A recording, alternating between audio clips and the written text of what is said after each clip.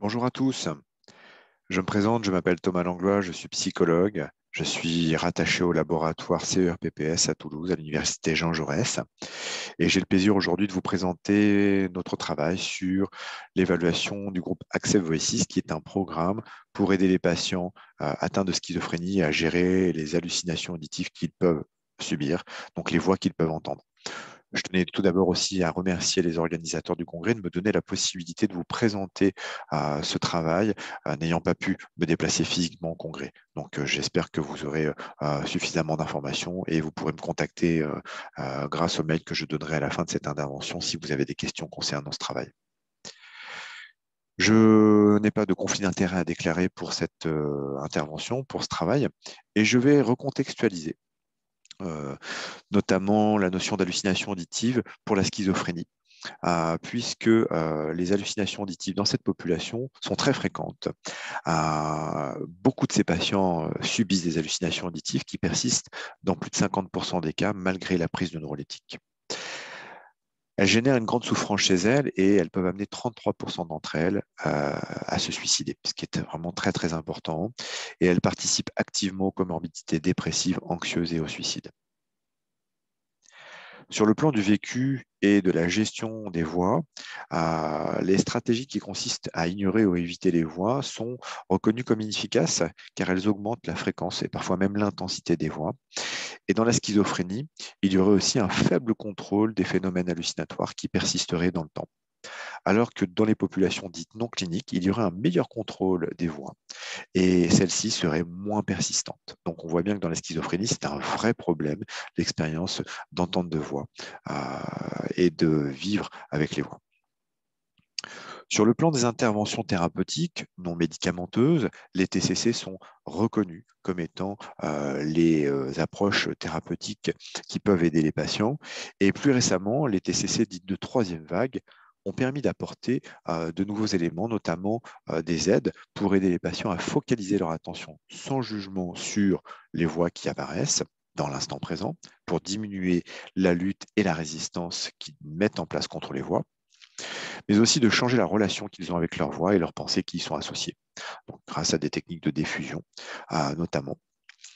Et cela a permis aussi de les aider à augmenter la variété des comportements vis-à-vis des voix et des pensées associées et de trouver plus de flexibilité psychologique pour pouvoir développer un projet de vie plein de sens. Concernant les justifications du programme Accept Voices, nous nous sommes basés sur la littérature où les TCC sont recommandés pour les troubles psychotiques de manière générale aujourd'hui, ça c'est clairement établi. Et les TCC de groupe semblent être plus efficaces pour les troubles psychotiques. Associés à la phénoménologie, on aurait une amélioration de la compréhension de l'expérience subjective des voix, donc décrire l'expérience singulière d'entente de voix serait bénéfique pour les patients.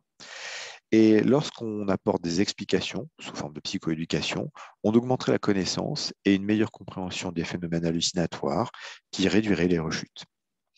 Enfin, la troisième vague, comme je vous l'ai expliqué, notamment la pleine conscience et les thérapies d'acceptation et d'engagement, offrent de nouvelles modalités pour l'accueil des phénomènes psychotiques comparés au TCC classique.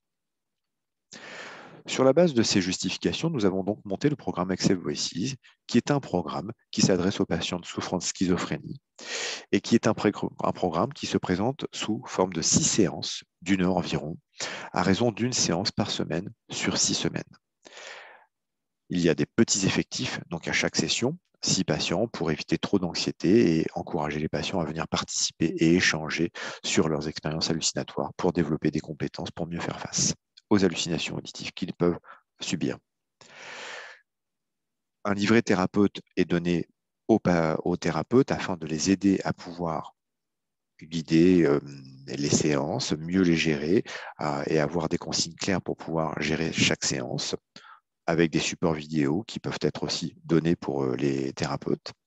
Et pour les patients, il y a aussi un livret qui leur est donné pendant les séances pour pouvoir réaliser des exercices entre les séances, prendre des notes pendant les séances afin de pouvoir mieux assimiler ce qui est fait lors des séances du programme Accept Voices. Les cibles du programme Accept Voices sont multiples et elles visent à permettre aux patients de partager et normaliser l'expérience d'entente de voix. par le partage, et aussi de les encourager à décrire l'expérience subjective, donc l'approche phénoménologique, pour pouvoir mieux décrire l'expérience singulière et entendre aussi l'expérience singulière de chacun du groupe qui entend des voix, tout en leur apportant progressivement des connaissances sur une base de psychoéducation pour mieux expliquer et mieux comprendre les voix qu'ils entendent et développer des attitudes de pleine conscience et d'acceptation grâce à l'assimilation de stratégies et d'exercices qu'on leur donne pour pouvoir mieux accueillir les phénomènes hallucinatoires, tout en renforçant le coping pour faire face aux voix et en renforçant l'alliance entre les thérapeutes qui animent et les patients qui participent au groupe. Afin d'évaluer l'efficacité de notre intervention, nous nous sommes basés sur un design de recherche centré sur l'étude de cas multiples, basé sur le principe de la liste d'attente, où les résultats de cette phase contrôle ont été comparés à ceux obtenus en phase expérimentale et à ceux obtenus 6 semaines après l'intervention et 12 mois après l'intervention. Donc, nous avons utilisé différentes échelles pour pouvoir évaluer différentes dimensions et évaluer l'effet de ce programme. Les résultats de ce travail nous ont permis d'observer que 6 semaines après l'intervention, concernant l'intensité des voix évaluée avec l'échelle PSIRATS, nous avons observé une baisse significative dès la fin de l'intervention. Et cette baisse significative a continué de diminuer de façon significative 6 semaines après l'intervention. Concernant l'évolution de l'acceptation des voix au sens acte et de pleine conscience que nous avons décrit précédemment, nous avons utilisé l'échelle VAS, qui est une échelle qui permet d'évaluer l'acceptation des voix, et nous avons observé une amélioration significative de l'acceptation des voix, donc une tendance à l'amélioration dès la fin de l'intervention. Et cette amélioration, cette augmentation de l'acceptation des voix devient significative 6 semaines après l'intervention. Donc, comme s'il y avait un apprentissage, un effet dans le temps en termes d'augmentation de l'acceptation suite à l'intervention. Sur le plan de la dépression, évaluée avec l'échelle de Calgary, nous avons pu observer une baisse significative de la dépression dès la fin de l'intervention, et cette baisse de la dépression se maintient de façon significative 6 semaines après l'intervention. Enfin, récemment, les résultats 12 mois après l'intervention nous ont permis d'observer que, concernant l'acceptation évaluée avec l'échelle VAS, eh bien, cette acceptation qui s'est améliorée est nettement plus élevée 12 mois après l'intervention.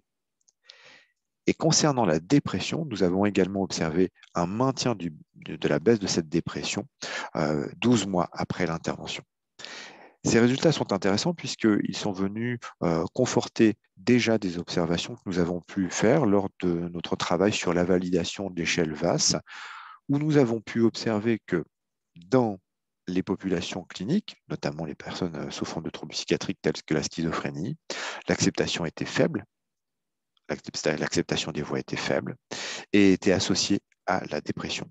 Tandis que dans la population clinique, l'acceptation des voix était meilleure et n'était pas associée à la dépression. Si bien que nous avons pu, grâce à ce travail, émettre une hypothèse qui était que l'acceptation des voix était un indicateur clinique puissant de dépression. Autrement dit, aujourd'hui, évaluer l'acceptation semble être un indicateur important pour mieux comprendre la nature de la dépression. Par ailleurs, notre travail nous a amené aussi à nous intéresser aux cliniciens qui ont participé à ce travail et qui ont mis en place le groupe Accept Voices. Pour cela, nous avons effectué des formations auprès de cliniciens pour les préparer à mettre en place la méthode Accept Voices auprès de 23 cliniciens, psychiatres et psychologues, issus de 9 centres en santé mentale en Occitanie en France, pour les aider à aider les patients à gérer leur voix en situation groupale. Et nous avons développé un questionnaire pour évaluer le sentiment d'efficacité de ces cliniciens avant et après avoir reçu la formation.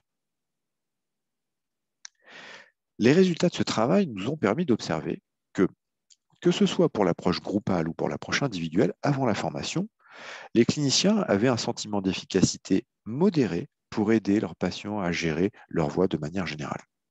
Et après la formation, nous avons pu observer une amélioration significative de ce sentiment d'efficacité pour l'approche groupale, bien sûr, mais aussi pour l'approche individuelle, c'est-à-dire comme s'il y avait eu un transfert de compétences des techniques et des exercices appris pour gérer le groupe et aider les patients à mieux gérer leur voix en groupe dans la pratique individuelle.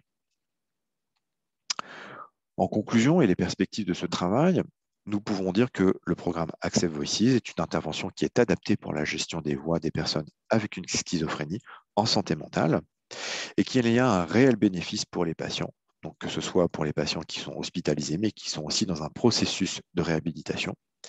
Il y a aussi un bénéfice pour les soignants en termes d'évolution des pratiques. Ces résultats nous ont permis d'envisager les perspectives suivantes. Une diffusion de la méthode dans les pratiques cliniques pour pouvoir permettre aux soignants de bénéficier de ce programme et de faire évoluer leurs pratiques et d'offrir les interventions sur la gestion des voix auprès de leurs patients, notamment avec le programme Accept Voices.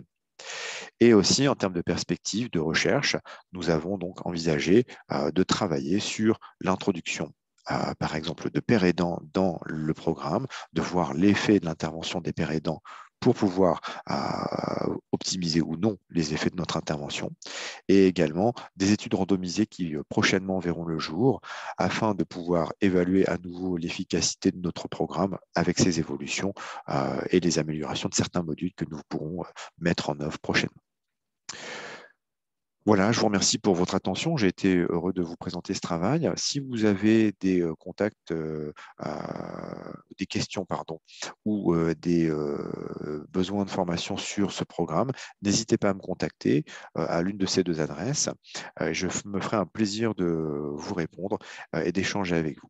Voilà, je remercie encore les organisateurs du congrès de m'avoir permis de vous présenter ce travail et je vous souhaite un bel été.